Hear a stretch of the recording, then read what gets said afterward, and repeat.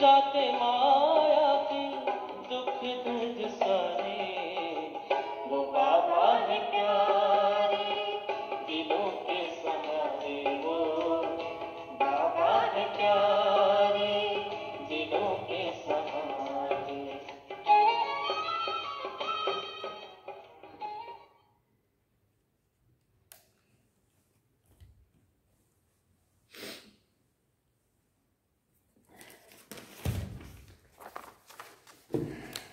ओम शांति।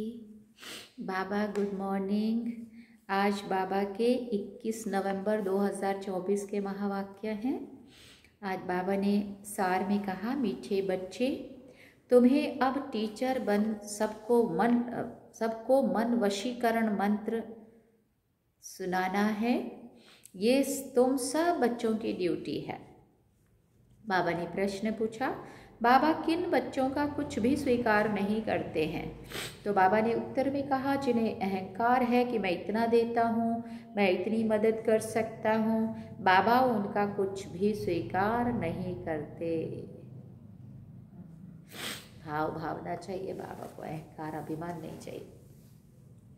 बाबा कहते हैं, मेरे हाथ में चाबी है, चाहे मैं किसी को गरीब बनाऊं, चाहे किसी को साहूकार बनाऊं। ये भी ड्रामा में राज है। जिन्हें आज अपनी साहूकारी का घमंड है, वो कल गरीब बच जाते और गरीब बच्चे बाप के कार्य में अपनी पाई पाई सफल कर साहूकार बन जाते। देखो गरीब कैसे बनते हैं और साहूकार कैसे बनते हैं। जो आज सब कुछ होते हुए भी अगर अपने हाथ से कुछ भी सफल नहीं कर रहे हैं, जितना कर रहे हैं उतना ही मिलेगा, है ना। सोच के माप के करेंगे तो बाबा भी माप के ही देने वाला है। और अगर बाबा के कार्य में अभी अपना सर्वस्व लगा देंगे तो बाबा फिर उन्हों को साहूकार बनाता है। और अभी सब कुछ होते हुए भी अगर नहीं कर रहे हैं और थोड़ा बहुत कर रहे हैं तो थोड़े बहुत का रिटर्न बाबा थोड़ा बहुत ही करेगा। इसलिए जो जितना करेगा उतना पाएगा, है ना। जैसा करेगा वैसा पाएगा। तो बाबा ने कहा, यहाँ के साहूकारों को अगर घमंड है तो वो जा कर के गरीब बनते हैं। और गरीब लोग अपना पाई पाई, क्योंकि श्रद्धा भावना तो है ना बाबा के प्रति, तो वो अपना पाई पाई सफल करके और साहूकार बन जाते हैं। ओम शांति। ये तो रूहानी बच्चे जानते हैं कि बाप आए हैं हमको नई दुनिया का बरसा देने। ये तो बच्चों को पक्का है ना कि जितना हम बाप को याद करेंगे उतना पवित्र बनेंगे, जितना हम अच्छा टीचर बनेंगे उतना ऊंच पद पाएंगे। बाप तुम्हें टीचर के रूप में पढ़ाना सिखाते हैं, तुमको फिर औरों को भी सिखाना है। तुम पढ़ाने वाले टीचर ज़रूर बनते हो, बाकी तुम कोई का गुरु नहीं बन सकते हो। पढ़ाने वाले टीचर बन सकते हो लेकिन कोई का गुरु नहीं बन सकते हो। सिर्फ टीचर बन सकते हो।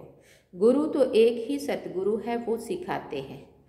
सबका सतगुरु एक ही है, वो टीचर बनाते हैं। तुम सबको टीच करके रास्ता बताते रहते हो, टीच करके मन पढ़ा के सिखा के। मन मना भव का बाप ने तुम्हारे पर यह ड्यूटी रखी है कि मुझे याद करो और फिर टीचर भी बनो। तुम कोई को बाप का परिचय देते हो तो उनका भी फर्ज है बाप को याद करना। टीचर रूप में सृष्टि चक्र की नॉलेज देनी पड़ती है। बाप को ज़रूर याद करना पड़े, बाप की याद से ही पाप मिट जाने हैं। बच्चे जानते हैं हम पाप आत्मा है, इसलिए बाप सबको कहते हैं अपने को आत्मा समझ, बाप को याद करो तो तुम्हारे पाप मिट जाएंगे। बाप ही पतित पावन है। युक्ति बताते हैं मीठे बच्चे, तुम्हारी आत्मा पतित बनी है, जिस कारण शरीर भी पतित बना है। पहले तुम पवित्र थे, अभी तुम अपवित्र बने हो। अब पतित से पावन होने की युक्ति तो बहुत सहज समझाते हैं। बाप को याद करो तो तुम पवित्र बन जाएंगे। उठते बैठते चलते बाप को याद करो। फिर बाबा ने कहा वो लोग तो गंगा स्नान करते हैं तो गंगा को याद करते हैं, समझते हैं वो पतित पावनी है। गंगा को याद करने से पावन बन जाना है, ऐसा उनको लगता है। परंतु बाप कहते हैं कोई भी पावन नहीं बन सकते। पानी से कैसे पावन बनेंगे, बाबा कह रहे हैं। बाप कहते हैं मैं पतित पावन हूँ। हे बच्चों, देह सहित देह के सब धर्म छोड़ मुझे याद करने से तुम पावन बन फिर से अपने घर मुक्ति धाम पहुँच जाएंगे। सारा कल्प घर को भूले हो। बाप को सारा कल्प कोई जानते ही नहीं है। एक ही बार बाप खुद आकर अपना परिचय देते हैं इस मुख द्वारा। इस मुख की कितनी महिमा है। गौ मुख कहते हैं ना, वो गौ तो जानवर है, ये है मनुष्य की बात। तुम जानते हो ये बड़ी माता है, जिस माता द्वारा शिव बाबा तुम सबको एडॉप्ट करते हैं। बड़ी माँ इसलिए कहा ब्रह्मा। तुम अभी बाबा बाबा कहने लगे हो। बाप भी कहते हैं इस याद की यात्रा से ही तुम्हारे पाप कटने हैं। बच्चों को बाप याद पड़ जाता है ना, उनकी शक्ल आदि दिल में बैठ जाती है। तुम बच्चे जानते हो जैसे हम आत्मा है वैसे वो परमात्मा है। शक्ल में कोई फर्क नहीं है। बिंदु आत्मा बिंदु, हम भी बिंदु, बाबा भी बिंदु। शरीर के संबंध में तो फीचर्स आदि अलग है, बाकी आत्मा तो एक जैसी है। जैसे हम आत्मा है वैसे बाप भी क्या है, परम आत्मा। तुम बच्चे जानते हो बाप परम धाम में रहते हैं, हम भी परम धाम में रहते हैं। बाप की आत्मा और हमारी आत्मा में कोई फर्क नहीं है। वो भी बिंदी है, हम भी बिंदी हैं। ये ज्ञान और कोई को भी नहीं है। तुमको ही बाप ने बताया है। बाप के लिए भी क्या क्या कह देते हैं। सर्वव्यापी है, पत्थर ठीकर में है, जिसको जो आता है वो कह देते हैं। ड्रामा प्लान अनुसार भक्ति मार्ग में बाप के नाम रूप देश काल को भूल जाते हैं। तुम भी भूल जाते हो। आत्मा अपने बाप को भूल जाती है। बच्चा बाप को भूल जाता है तो बाकी क्या जानेंगे। गोया निधन के हो गए, धनी को याद ही नहीं करते हैं। धनी के पार्ट को ही नहीं जानते हैं। अपने को भी भूल जाते हैं। तुम अच्छी रीति जानते हो बरोबर हम भूल गए थे। हम पहले ऐसे देवी देवता थे, अब जानवर से भी बदतर हो गए हैं। मुख्य तो हम अपनी आत्मा को भी भूले हुए हैं। अब रियलाइज कौन करावे। कोई भी जीव आत्मा को ये पता नहीं होगा कि हम आत्मा क्या है, कैसे सारा पार्ट बजाते हैं। हम सब भाई भाई हैं। ये ज्ञान और कोई में भी नहीं है। इस समय सारी सृष्टि ही तमो प्रधान बन चुकी है। ज्ञान नहीं है तुम्हारे में, अब ज्ञान है। बुद्धि में आया हम आत्मा इतना समय अपने बाप की ग्लानि करते आए हैं। ग्लानि करने से बाप से दूर हो जाते हैं। सीढ़ी नीचे उतरते गए हैं ड्रामा प्लान अनुसार। मूल बात हो जाती है बाप को याद करने की। बाप और कोई भी तकलीफ नहीं देते हैं। बच्चों को सिर्फ बाप को याद करने की तकलीफ है। तकलीफ नहीं और ये आनंद है, खुशी है, मज़ा है। बाप कभी भी बच्चों को कोई तकलीफ दे सकते हैं क्या? लॉ नहीं कहता है। बाप कहते हैं मैं कोई भी तकलीफ नहीं देता हूँ। कुछ भी प्रश्न आदि पूछते हैं, कहता हूँ इन बातों में टाइम वेस्ट क्यों करते हो? बाप को याद करो, मैं आया ही हूँ तुमको ले जाने के लिए। इसलिए तुम बच्चों को याद की यात्रा से पावन बनना है। बस मैं ही पतित पावन बाप हूँ। बाप युक्ति बताते हैं, कहाँ भी जाओ बाप को याद करना है। 84 के चक्र का राज भी बाप ने समझा दिया है। अब अपनी जांच करनी है, कहाँ तक हम बाप को याद करते हैं। बस और कोई तरफ विचार नहीं करना है। ये तो मोस्ट इजी है। बाप को याद करना है। बच्चा थोड़ा बड़ा होता है तो ऑटोमेटिकली माँ बाप को याद करने लग पड़ता है। तुम भी समझो हम आत्मा बाप के बच्चे हैं। याद क्यों करना पड़ता है? क्योंकि हमारे ऊपर जो पाप चढ़े हुए हैं वो इस याद से ही खत्म होंगे। इसलिए गायन भी है, 1 सेकंड में जीवन मुक्ति। जीवन मुक्ति का मदार पढ़ाई पर है और मुक्ति का मदार याद पर है। जितना तुम बाप को याद करेंगे और पढ़ाई पर ध्यान देंगे तो ऊंच नंबर में पर मर्तबा पाएंगे। धंधा आदि तो भले करते रहो, बाप कोई मना नहीं करते हैं। धंधा आदि जो तुम करते हो वो भी रात दिन याद रहता है ना। तो अब बाप ये रूहानी धंधा देते हैं, अपने को आत्मा समझ मुझे याद करो और 84 के चक्र को याद करो। मुझे याद करने से ही तुम सतो प्रधान बनेंगे। ये भी समझते हो अभी पुराना चोला है, फिर सतो प्रधान नया चोला मिलेगा। अपने पास बुद्धि में तंत्र रखना है। तंत्र रखना मतलब इसका सार, जिससे बहुत फायदा होना है। जैसे स्कूल में सब्जेक्ट तो बहुत होते, फिर भी इंग्लिश पर मार्क्स अच्छी होती है क्योंकि इंग्लिश है मुख्य भाषा। उन्हों का पहले राज्य था इसलिए वो जास्ती चलती है। अभी भी भारतवासी कर्जदार है, भले कोई कितने भी धनवान है, परंतु बुद्धि में तो ये है ना कि हमारे राज्य के जो हेड्स है वो कर्जदार है। गोया हम भारतवासी कर्जदार हैं। प्रजा जरूर कहेगी ना कि हम कर्जदार हैं। ये भी समझ चाहिए ना, जबकि तुम राजाई स्थापन कर रहे हो। तुम जानते हो हम सभी इन सब कर्जों से छूटकर साल्वेंट बनते हैं। फिर आधा कल्प हम कोई से भी कर्जा उठाने वाले नहीं हैं।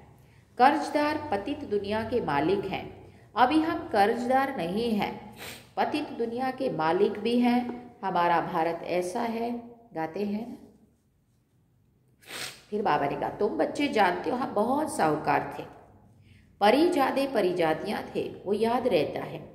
हम ऐसे विश्व के मालिक थे, अभी बिल्कुल कर्जदार और पतित बन पड़े हैं। ये खेल की रिजल्ट बाप बतला रहे हैं। रिजल्ट क्या हुई? तो बच्चों को स्मृति आई है। सतयुग में हम कितने साहूकार थे, किसने तुमको साहूकार बनाया? फिर बाबा पूछ रहे किसने साहूकार बनाया जो हम सतयुग में इतने साहूकार थे?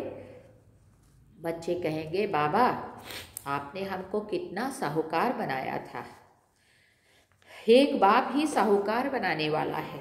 दुनिया इन बातों को नहीं जानती है। लाखों वर्ष कह देने से सभी भूल गए हैं, कुछ भी नहीं जानते। तुम अभी सब कुछ जान गए हो। हम पद्मा पदम साहूकार थे, बहुत पवित्र थे, बहुत सुखी थे। वहाँ झूठ पाप आदि कुछ होता नहीं है।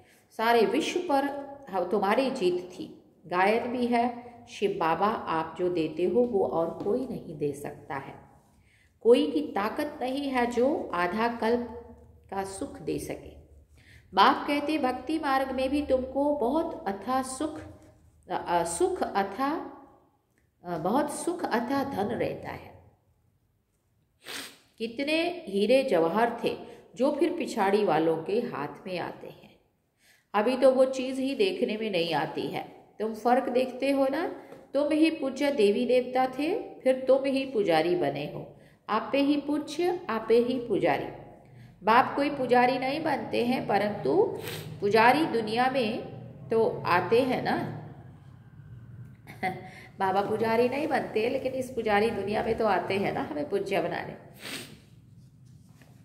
बाप तो एवर पूज्य है, वो कभी भी पुजारी नहीं होते हैं।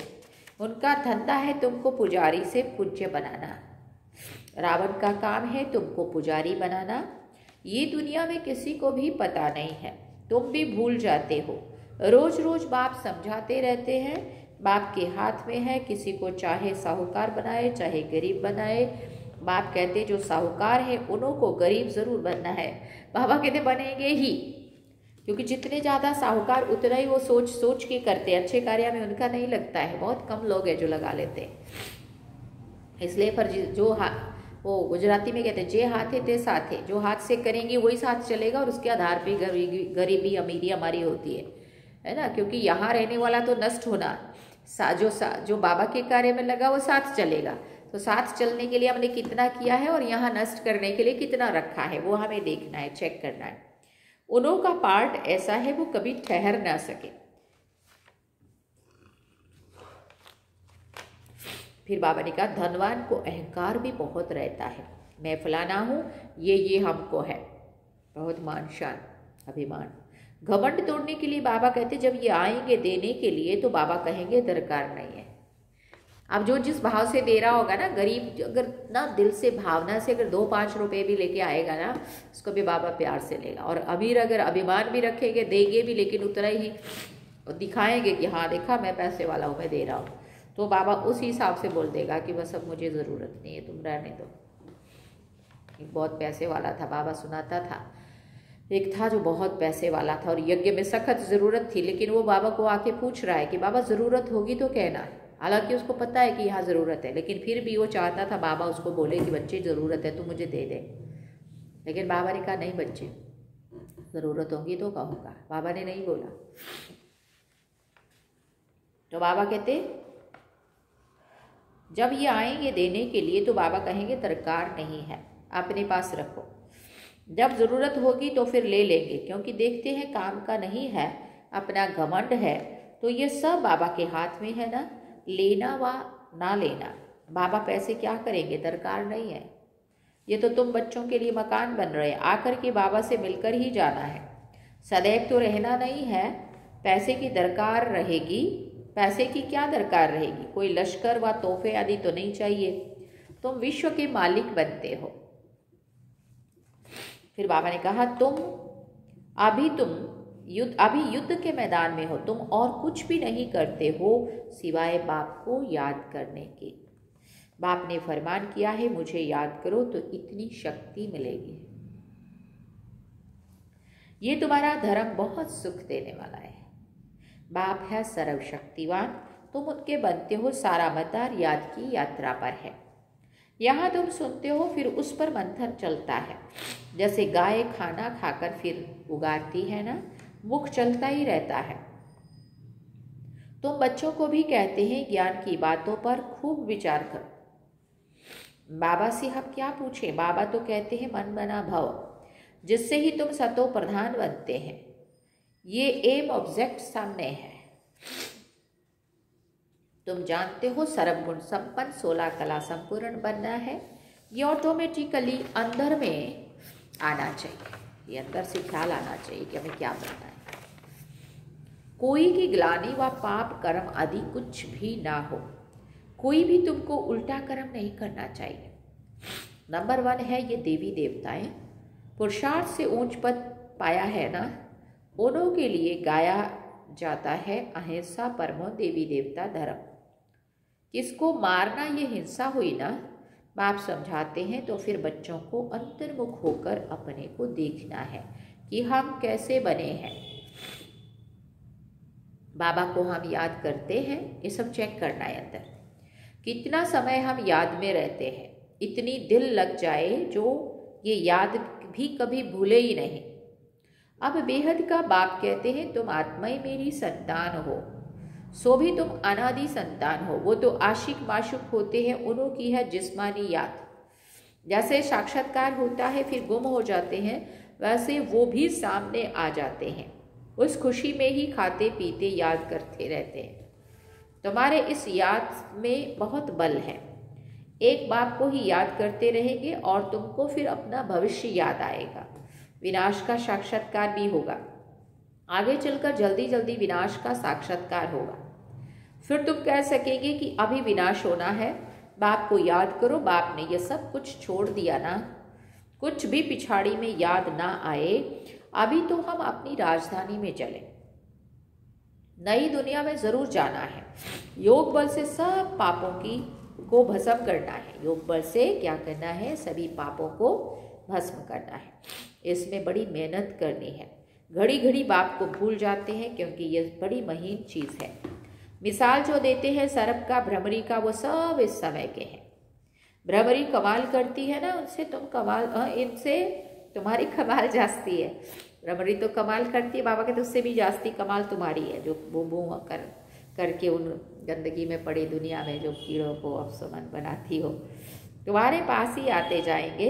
बाबा कहते, बाबा लिखते हैं ना, ज्ञान की भूं भूं करते रहो, आखिर जाग पड़ेंगे। जाएंगे कहाँ? तुम्हारे पास ही आते जाएंगे, ऐड होते जाएंगे, तुम्हारा नामाचार होता जाएगा। अभी तो तुम थोड़े हो ना।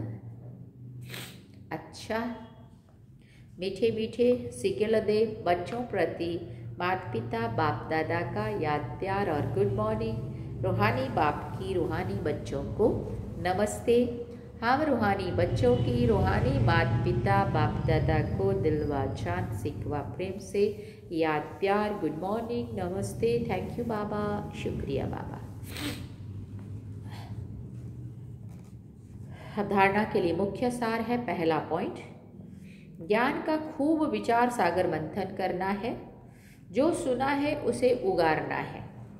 अंतर्मुख होकर देखना है कि बाप से ऐसी दिल लगी हुई है जो वो कभी भी भूले ही नहीं, ये चेक करना है। दूसरी बात, कोई भी प्रश्न आदि पूछने में अपना टाइम वेस्ट ना कर याद की यात्रा से स्वयं को पावन बनाना है।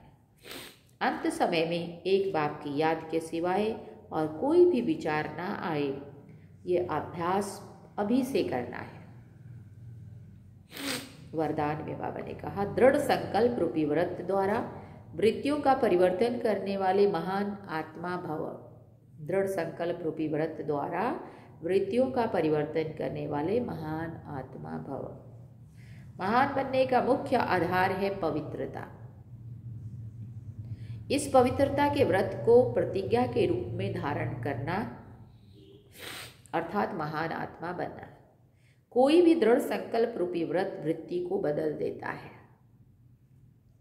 पवित्रता का व्रत लेना अर्थात अपनी वृत्ति को श्रेष्ठ बनाना। व्रत रखना अर्थात स्थूल रीति से परहेज करना, मन में पक्का संकल्प लेना।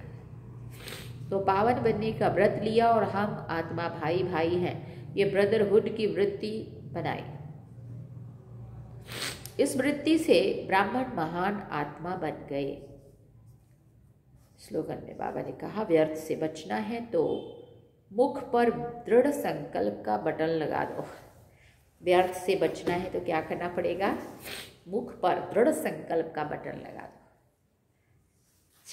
ओम शांति। सार में बाबा ने कहा, मीठे बच्चे, तुम्हें अब टीचर बन सबको मन वशीकरण मंत्र सुनाना है।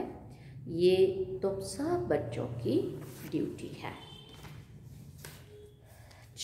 ओम शांति। सॉरी आपको डिस्टर्ब हो रहा होगा, लेकिन जैसे बाबा का सुना होगा आपने हिस्ट्री में, बाबा जब बहुत बीमार भी होते थे तो बाबा मुरली लिख के भी करते थे, लेकिन बच्चों को कभी मुरली मिस नहीं करने देते थे। इसलिए अपने को भी ये संकल्प चलता है कि मुरली रिकॉर्ड ना करें, तो फिर वो अंदर चैन खुद को ही नहीं पड़ता।